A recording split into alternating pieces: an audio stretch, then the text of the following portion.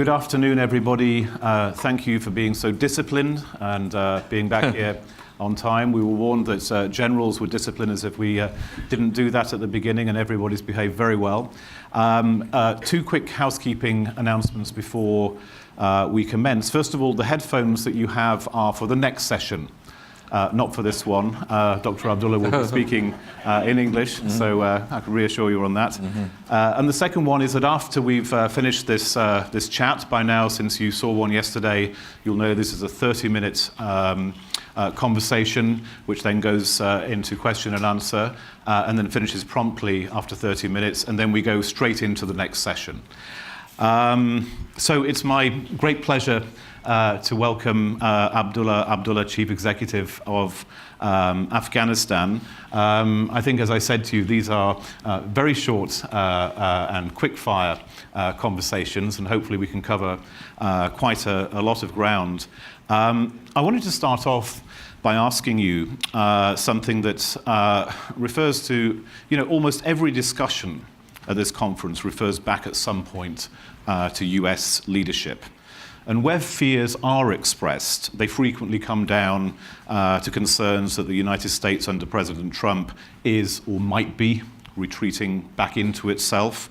NATO Secretary General Stoltenberg yesterday reminded us that, in fact, the United States is in very important ways re-engaging in Europe. The new South Asia policy also looks more like a United States which is more, not less engaged in the world. Is this your impression too? Yeah, absolutely. Good afternoon to yourself and distinguished colleagues here. As far as leadership or leading role of the United States is concerned in regards to Afghanistan is the past 16 years. That has been very evident, but at the same time with the announcement of the South Asia policy by President Trump, that emerged in a different phase of the war based on the necessities and priorities. And then it was based on that once the South Asia policy was announced in recent defense ministers' meeting in Brussels. Other countries were also forthcoming. So when it comes to Afghanistan and President Trump's policy or U.S. administration's policy, they are playing that leading role. The policy came after some deliberations in Washington between President Trump and his national security team.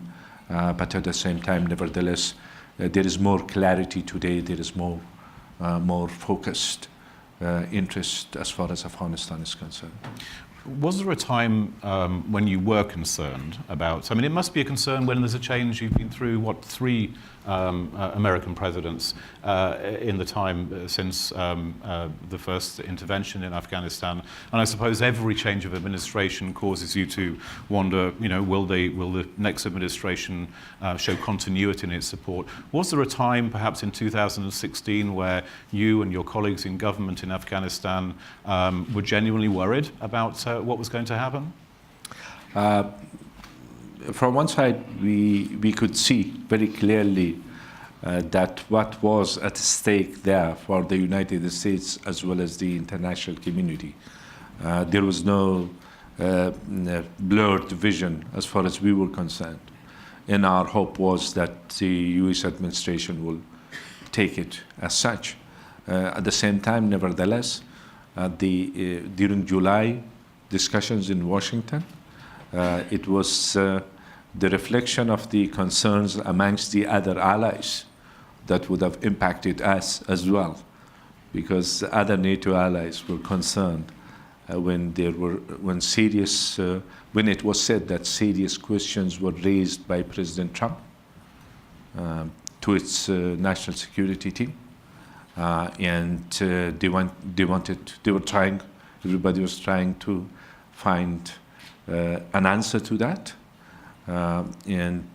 Yes, of course, there were some concerns, but we were pretty sure that the interest and real interest of the United States remained the same, to stay committed and stay engaged. Of course, with the new elements in the South Asia policy, which is now it is condition-based rather than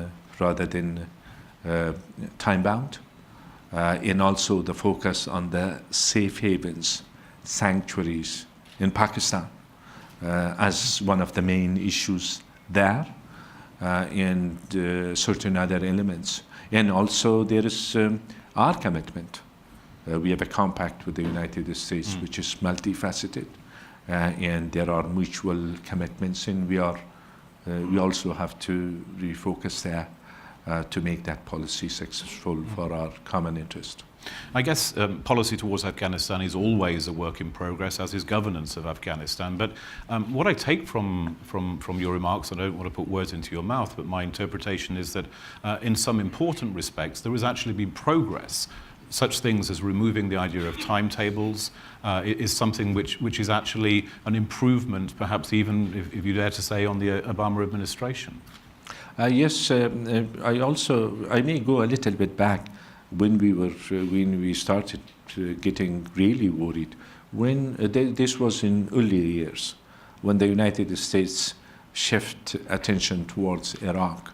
We thought that there might be a losing of attention in a very important issue, which was Afghanistan, Pakistan, Al-Qaeda, which nevertheless there were some impacts, and the enemies of peace and stability in terrorist groups utilized that as an opportunity. But this time around, yes, of course, we welcome the South Asia policy, the condition-based approach to create conditions on the ground so the Taliban are forced to come to the negotiating table, rather than giving them a time that will be here until such a time, and then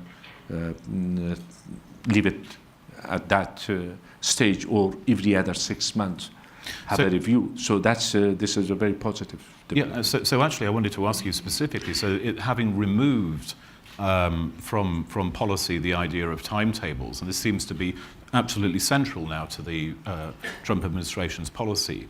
This is actually, is it fair to say, this has actually made it a lot easier to deal with the Taliban? Perhaps easy is the wrong word in any respect, dealing with the Taliban, in the sense that they don't now have a view that they can simply sit something out and wait for... Absolutely. That's when I mentioned earlier that clarity, that's clarity of purpose. That we need to get the job done, and at the same time create conditions for talks in peace, rather than giving a timetable which would have had its own implications. One area, there could be many areas where I think there still appears to be a degree of difficulty in getting clarity. In outlining the new strategy on August the 21st, if memory serves, President Trump talked about the United States was not nation building. We are killing terrorists, he said. He said the United States needs to see real reforms. But he also said, and I quote from that speech, "We will not dictate to Afghan people how to live." Now, it's not clear to me what you are being asked to do. What is it exactly that the United States now wants the Afghan government to do in terms of its domestic policy, so that at the same time the United States is not dictating how Afghans live, but at the same time wants to see real reforms? Reform is an agenda for us, first and foremost, and also the expectation of our people. And in certain areas we have seen progress, and nevertheless things started like 16 years back from the scratch. Even a scratch will look like, from when we visualized that situation, a little bit of exaggeration. So things started from that point. And there have been progress in terms of reform. There have been so many rounds of elections, though at times complicated rounds of elections. So reforms in the electoral process took place after the formation of the unity government. Reform in the civilian sector as well as in the national defense and security forces are underway. A few years back, we were talking about ghost soldiers, and today we are talking about electronic salary payment system, which is in place. So these are big progress. And I also mentioned earlier about the compact between Afghanistan and the United States. That compact has several elements, which reform is an important element in it. And as far as nation building is concerned, nation building is underway. We are planning for parliamentary elections and district council elections in 2018. There have been some delays, I have to admit, and we have to make up for that missing time. There will be presidential elections in 2019, and state institutions are being built. When President Trump mentioned that we are not nation building is taking place. Afghans are doing. In other words, he means it's not the United States doing the nation building, it's you. At the beginning of it, there was a lot of help from the United Nations, and there as well the United States was playing a lead role, there is no doubt. But then we are 16 years from the start of that process. As you said, and it's precisely the point I wanted to come to, after 16 years of US military engagement in Afghanistan, there have been many twists and turns, and the American and wider Western public could be forgiven for being confused, and no more so now than in the issue of involving the Taliban. I mean, if you ask the average person on the street why we went into Afghanistan, it was to get rid of the Taliban. And now United States policy is specifically to bring the Taliban to the table. In order to keep the public on side, can you explain why it is now so necessary to deal with the Taliban? What kind of dealing does that mean? Does that mean some kind of power sharing in government? And can you give a sense of any time frame so that the public, again, I mean, we have to keep the public involved if we're going to keep the politicians engaged as well. To begin with, the United States reacted when September 11th incidents took place in Washington, in New York. That's the background.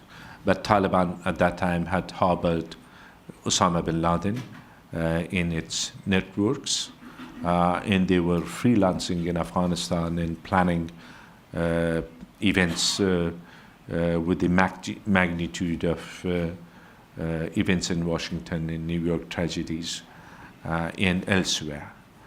So it was under those circumstances that the United States intervened in Afghanistan, and it was welcomed by the people of Afghanistan. Nevertheless, in between, I mentioned about Iraq. I have no doubt in my mind Iraqis deserved to be liberated and to live in under better circumstances. And nobody envies Saddam Hussein's regime or anything about it. At the same time, the intervention in Iraq took a lot of focus and attention there. And it was in between those years the double game played, unfortunately, in our neighborhood in regards to fight against terror. That in itself also attributed to the complications afterwards. And then we had 2014 in the withdrawal date. That in itself had some impacts. So the unity government, the national unity government, inherited a rather complicated situation. And can you envisage a time, I mean, it must be, of course, nobody wants to talk about, it's actually American policy not to talk about timelines, but where the Taliban actually is part of a power-sharing government? I would say that the minute they give up on their relations with terrorist organizations, and they are ready to come to the negotiating table. Already the position of the National Unity Government, supported by our people, first and foremost, but at the same time by our partners, has been that we keep the door open for talks and negotiations. But there are certain factors that has to be taken into account. The terrorist groups, international terrorists, which are now the allies of Taliban, they don't have a place in the political system or the future of the country, and that's one issue. And if Taliban opt for political process and fight for their rights, no wonder how strange their ideas are, and they enter the political sphere. I think the people will welcome that. At the same time, I'm pretty confident that they will reject their ideas, and they will not find traction amongst the people, amongst millions of people which want to have peaceful life, forward-looking people, younger generation, which want to live in peace within and without, and also enjoy their basic rights, fundamental rights, human rights, and women's rights. So that's not my concern. The concern is the stubbornness that they have shown so far, and the belief that they have that they should come back by force, and their connections with the terrorist groups in the sanctuaries and safe havens that they enjoy outside Afghanistan, and then they continue to inflict casualties upon our people. Just one very quick question before I turn this over to the audience. What are the Russians up to with the Taliban right now? I think we should find out here as well. And in one or two occasions, I had interactions with Russian officials, and recently one of their security officials visited Afghanistan. There is a perception there as if, and they say it clearly, that Daesh is the, especially Daesh in Afghanistan, is US made, which is, which for us, for those of us which are on the ground, and which are our people, our forces, as well as with the support from the US and allies, are fighting Daesh days in and out. It has to be a bit strange, and also to think so that so there are these arguments, or they say that Taliban are not a threat to the international peace. If harboring terrorism and terrorists from all around the world is what Taliban has been doing at the moment, especially from Central Asian republics and some from Chechnya. This is not a threat to international peace, so what could be? So there is a dilemma as far as their position in regards to Afghanistan is concerned. And I would say that this might be related to other issues as well, but we are... They're not making mischief. Our way forward will be to talk to them, to engage with them, and to convince them that see things as they are, and see what could be done about it. Thank you. I'd love to follow up and ask 5 more questions, but I'd like to push it out to the audience, please.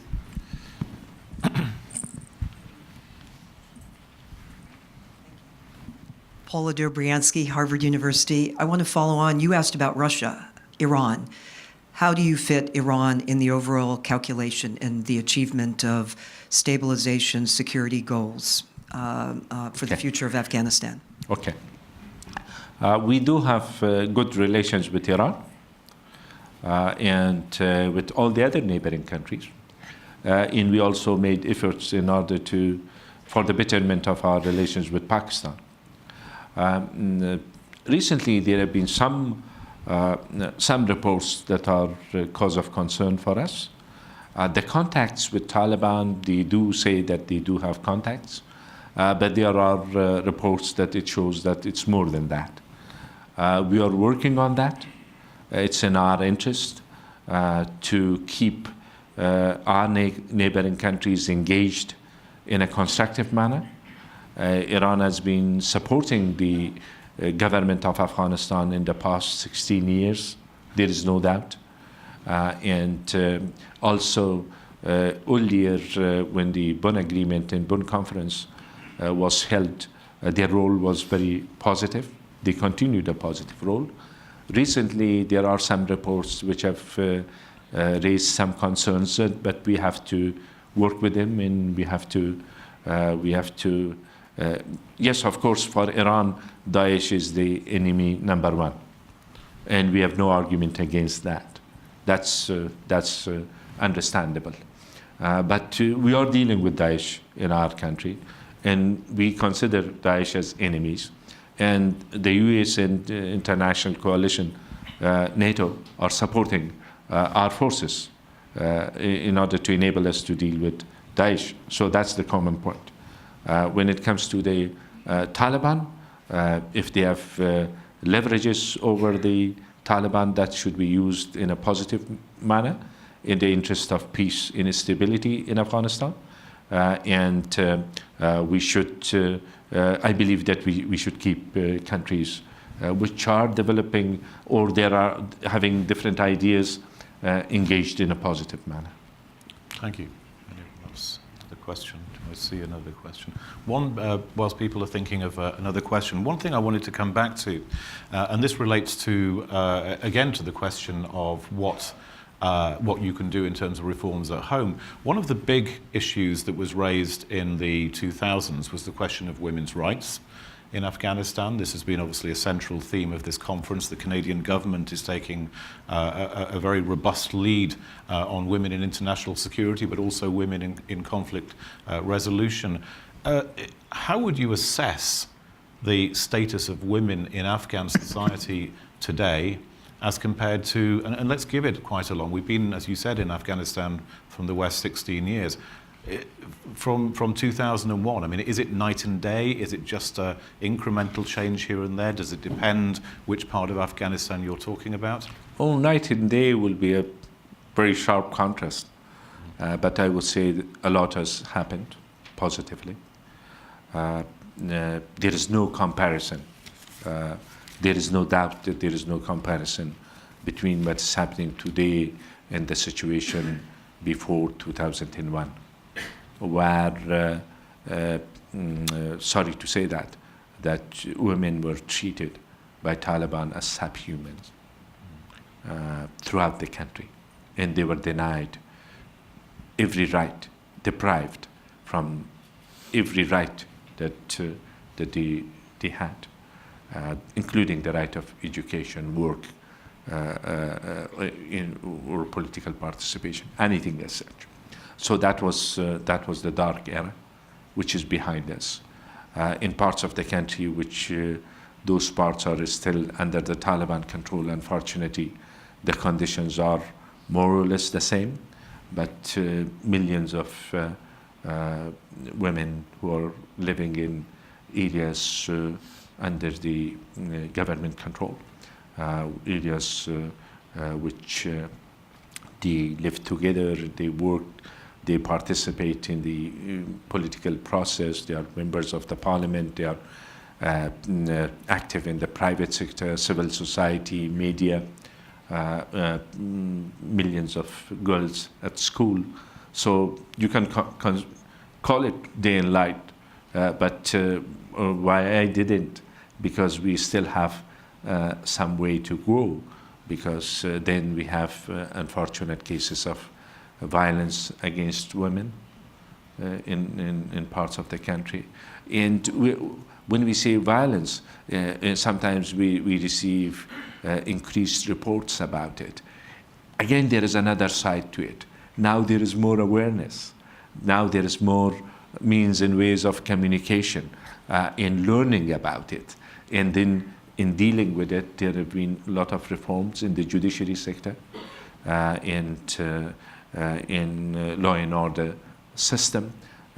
So progress is big, progress is huge, and I want to say that these achievements are due to brave Afghan women who have fought for their rights, who have shown resilience, at the same time supported by the government, and the international community has also played a very important role. Canada, to begin with, has been a champion amongst the others. Thank you. The gentleman there. Thank you. Vance Sturchuk from KKR. Dr. Abdullah, in 2014, the Afghan presidential election, which you were a leading candidate, produced a political crisis. Afghanistan has parliamentary elections next year, presidential elections scheduled the year after that. Are you confident that these votes are on track to go successfully? And if not, what do we need to do, the international community, the Afghan government, to ensure that democracy in Afghanistan is successful? It's important what happened in 2014. We can draw a lot of lessons, and we have taken stock of those lessons in the reform process, which was underway. One of the important recommendations for transparent elections has been the providing voters list pinned to the polling stations where they vote. There has to be a voters list provided beforehand. This has been one of the important steps, and also certain other steps which has been taken to reform. It's what the people of Afghanistan expect us. Parliamentary elections 2018, and we are making our best efforts. The international community is supportive. Recently, there have been some concerns about the leadership in the Independent Election Commission. The commission itself decided about the replacement of the chair, which might help with a good replacement, might help in the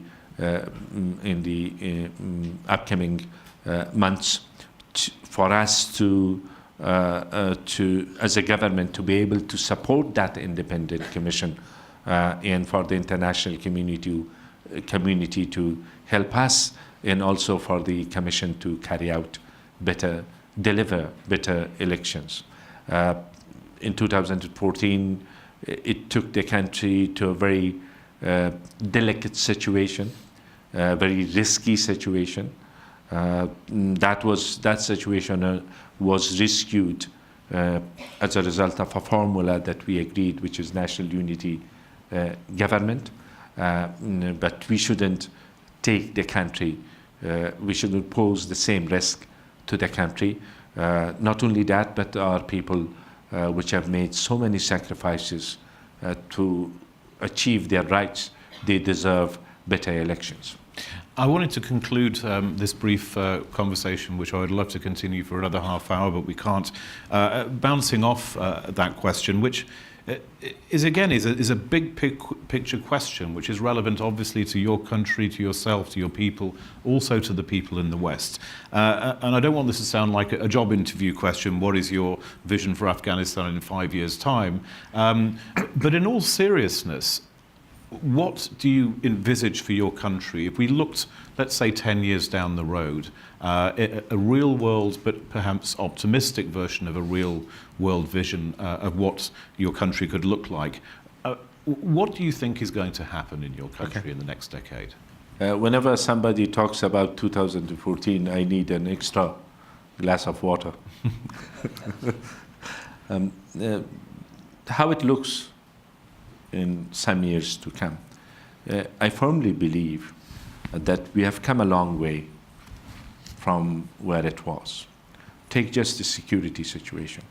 A few years back, it was 150,000 international troops which were supporting security in Afghanistan. Today, main responsibility is on the shoulders of our own people.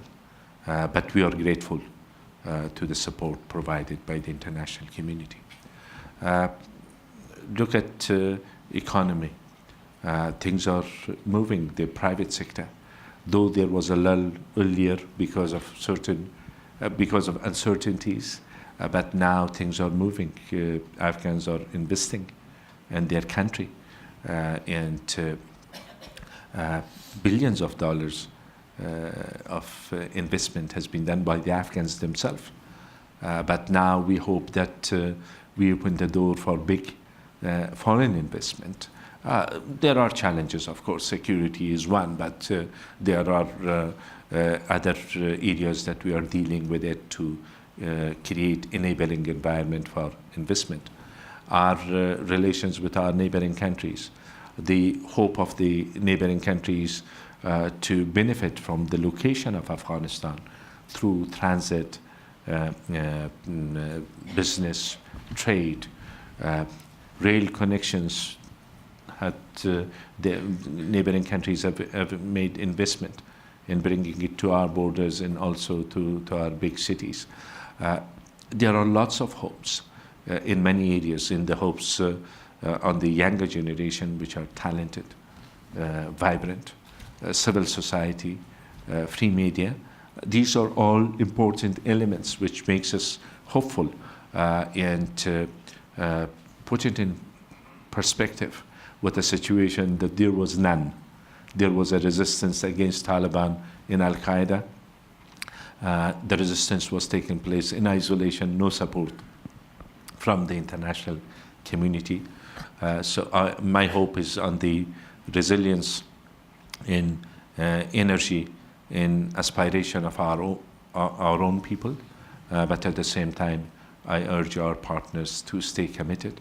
It is doable, and we will see better future for us and for all.